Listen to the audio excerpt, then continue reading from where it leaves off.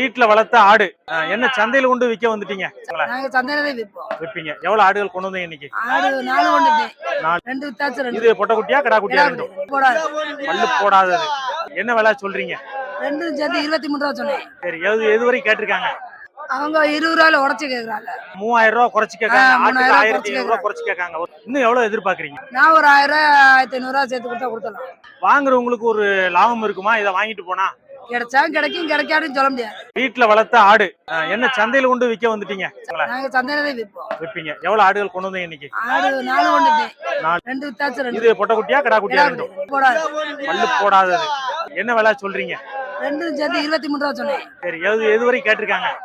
அவங்க 20 ரூபாயில உடைச்சு கேக்குறாங்க. 3000 ரூபாய் குறைச்சு கேட்காங்க. 3000 ரூபாய் 1500 ரூபாய் குறைச்சு கேட்காங்க. இன்னும் எவ்வளவு எதிர்பார்க்கறீங்க? நான் ஒரு 1000 ரூபாய் 1500 ரூபாய் சேர்த்து கொடுத்தா கொடுத்தலாம். வாங்குறவங்களுக்கு ஒரு லாபம் இருக்குமா இதை வாங்கிட்டு போனா?